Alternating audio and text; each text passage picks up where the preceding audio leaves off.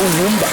Ọ bụrụ na ị bụ nwaanyị na-ege anyị ntị, okwu anyị na-achọ ikwu na Okwuanyionu taa ka a na-akpọ women's talk, okwu ụmụ nwaanyị, asịrị ụmụ nwaanyị. Mago ebe ụmụ nwaanyị nọkọsịrị ọnụ na-ekwu okwu, ịmago ka o si adị na anyị ejide ofu onye, anyị jide ụmụ nwoke anyị atụchabatụlike agwa anyị, mana sọrị na anaghị atụchapụ ụmụ nwoke taa, mana ọ nwere ihe anyị chọrọ ịkọ. Isiokwu anyị ji bịa bụ isiokwu nke na-atọ mma, ịghọtago, n'ihi na ekwuo maka cheating. Ntị onye ọbụla ekerụcha, especially ụmụ nwaanyị, ekwu ebe na nwoke na-echiti, na nwoke na-achụ nwaanyị, nwoke na nwaanyị na-achụ nwaanyị, ntị ya akwụrụcha ọtọ ka o si wee mee, ka onye bụ side chick, ka onye bụ side hen, ịmaga ụmụ ife ahụ. Akwụkwọ a ka m ji wee bịa taa ka anyị kọọ ka o si eme, n'ihi na ịbụrụ nwaanyị na-ege ntị, ụmụ nwoke mechikwanụ ntị unu. Ịbụrụ nwaanyị na-ege ntị, anyị ga-agwa gị taa ka ihe esi wee jide ji gị ma ọ bụrụ na ọ na-aga pịom pịom pịom, obido ịga ije dị aṅaa, igwechikọ ya kpam. Anyị ga-agwa gị ya taa. Onye mụ na ya nọ bụ gịnị? Nwaada Jessica Okafọ. Jessica ghọtakwara ihe arụ, yọtago, ọ nọ na the game, so ọ ya akọwatara anyị ihe ọ ga-abụ anyị mee, anyị nwee ike yọtago. So ka anyị were ya, nwaada Jessica, kee ka anyị ga-esi nwee ike jide di anyị ma ọ bụ na di anyị na-aga pịom pịom pịom, kee ụfọdụ ihe ndị di anyị ga-emegasị ga-egosi dat mba nwoke anyị ji ya adịrọ mma, ka anyị nwechikọgodi ya today. Nke mbụ bụ na onye di ya na-agba n'iro ife o eji wee marụ ma ọ bụ na di gị na-abatakarị late, ọ na-abatakarị late and ọ naghị enwe reason o ji abatakarị late. Enweghị ike ọ sị gị ya na ndị ọya jikwa wee nọ taa wee ṅụọ mmanya, o rukwa echi ọ sịkwa gị ya jikwa wee afịa jikwa wee mechia late, ya jikwa wee gaa mee wee bil, ọ bụrụ onye na-azụ afịa. Nwanne nke ọsịkwa gị na ọya nwoke nwunye jikwa mụọ nwa jikwa leta ya. Nke akwa ọ na-agwa gị story na-enweghị isi. Every time ọ na-agwa gị ofu okwu bụ ofu okwu ihe o ji abata late. Nke gwa ka ibe ya bụ ọ bụ na di gị na-agba n'iro, ihe ejikwa wee mara abụ ọ bụ na di gị bata isie n'inye ya, ọ sị gị hey na ya rikwa n'iyi na nke ọyi ya nwoke, o rukwa echi isikwa n'inye ya. Nke ahụ bụ na onye ahụ nweziri nke permanent side chick, maka na ọ bụ na o nwere nke ọ na-eme ọjọọ mmecharụ ọnata ọ ya ha dị otu ahụ, kama na ha na-agazi ha gazie ha ga-enwezi permanent nke ha ga-erentịrị ụlọ, bidoro ya biznes. So ha sizie n'ahịa ha ga ebe ahụ zuo ike, saa ahụ, rie nri, zuo ike, akwụ nke bụ ọtụ n'elu ya wee batazie ya adị imeti ya aka, ọ sị gị biznes ahịa taa nwee ka ọ dị ike gwụchara ya. Ọzọ bụrụkwa inyekwa ya nri, ọkọrọ gị ofu akụkọ okwe na aghọta ọnwa ụtụtụ fiam ọ mapụ na sị gị ya nwere early money business, nwoke early money business nwere ọ ka ọ gaa rie nke ahụ dị n'elu maka ọrent go nke ahụ, nke a bụzi permanent side chick. Ọtụtụ ihe ọbọdụ nke ịfụ CD na akpa ya, ihe dịka kondom, ọbọdụ nke ịfụ CD ma ọ wee nọkọta ịfụ ihe nwoke azị ka efu ya ha fụdo those things. Isi na ka ịfụ stem ma ịfụ kondom, a na-azụ kondom edewe ebe ahụ. Ọ nke dị careless ka ị ya afụ kondom na akpa ya, ma kịta ha na-achịcha careful. And another thing bụ that na every time phone ya na-ring, o jiri Michael save nke ring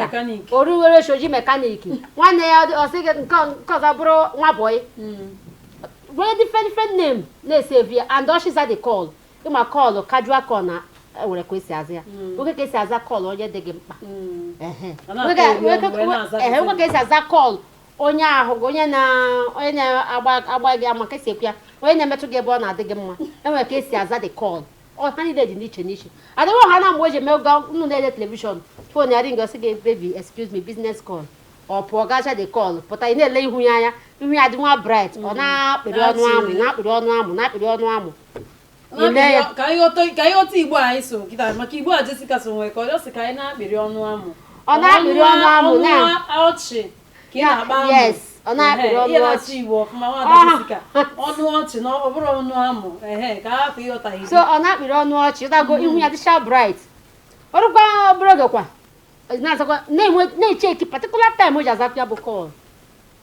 Ori ha time ahụ sị gị business call, gị na-ele telivishọn ya banye na room, gị na-anọ na room ya pụta na palọ ịgbanyela ka ọ tụtara anyị ebe anyị ga na-ene anya ma ọ bụrụ na nwoke anyị na-aga pịom pịom pịom. Mana dị na enwe ihe mere nwoke ji aga pịom pịom pịom, o nwere ihe ka ndị Igbo si asị, o nwere ihe kpatara ede ji bee ṅụm, ịghọtago. So there's a reason for everything. So mụnwa na-asịkwa na enwere reason nwoke ji echiti, ka anyị leba anya na reason nwoke ji aga pịom pịom pịom, n'ihi na ya ahụgo ihe ka ị ga-esi wee jide nwoke ma ọ na-aga pịom pịom pịom. Ngwa ka anyị leba anya na the reason now. Ọ bụrụ na gị bụ nwaanyị na di gị na-agba n'iro, ka ihe iche na ya mere nwoke ji agba n'iro. Now, what does Jessica Kotura for the heat and I'm looking at ịma na ụfọdụ ụmụ nwaanyị ya my gender isi na-adị agba our gender. Yes, our gender. Problematic Ara gender. na-adị agba ha.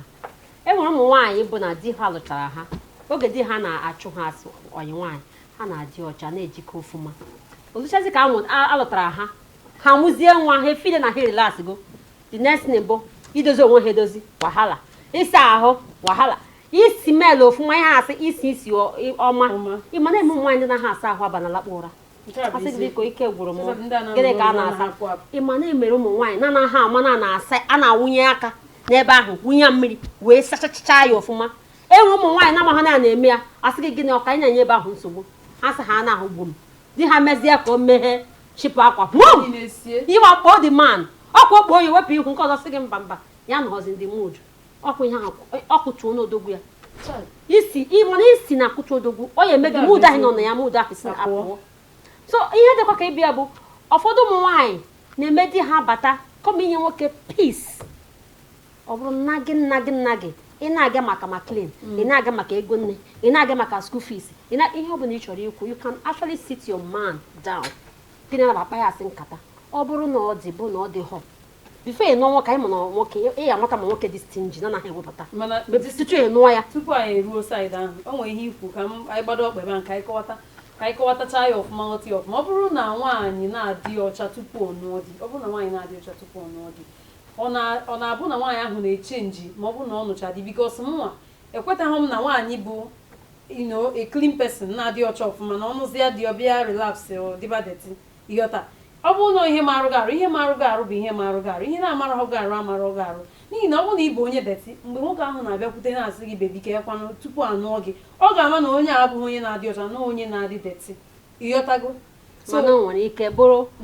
oge anyị a na-achụ ya a na-agba ya asa ọ na-eme everything to look beautiful okwe na aghọta ọ na-edozi onwe ya ọfụma ọ chọrọ ha na-efu the man o dozie onwe ya ọfụma mara edozi onwe mee ezigbo isi ike isi ya dị clean mana anụta ha na-anụta nke m ka wee mụọ nwoke orilasị nwezi ihe anyị achụmazi ya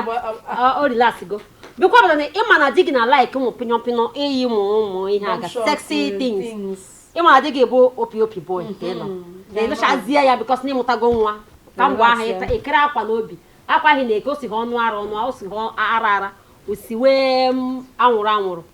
ịma na eluru di gị bụ opi di gị batawa wit ndị ọyị ya ọfụga ebe ịmụ akwa ma ọfụga ebe iyi nnọọ ọ bụgodị nne m nkwukwu nọ na vileji oyibo odi akwa ahụ yiri ya isifi ịma na ahụ gị ime nke nwa gị mee nyọnsị mee ya i were hapụchapịa tịcha ya na ahụ gị some women are like that and a man that is clean then ịbatakwa n'ụlọ again sweeping the house is something difficult. Okay. So many things na-eme ụmụ nwoke ha na-agba n'iro mana ọ bụkwa nwoke anyị ya dị n'iro ọsọ ya bụkwa na ọ lụtara princess lụta onye dịchicha ọcha lụta the best woman on earth ọ ka na-apịkwa n'iro maka na ọ dị ha ihe eji mara mmadụ eji amara ya njirimara mmadụ bụ njirimara ya ọsọ ya lụta Miss World nwaanyị ukwu nsaba ukwu buru ibu nwaanyị ara nwaanyị toro eto nwaanyị shape ya dịka nke ihe a dịka Destiny Etiko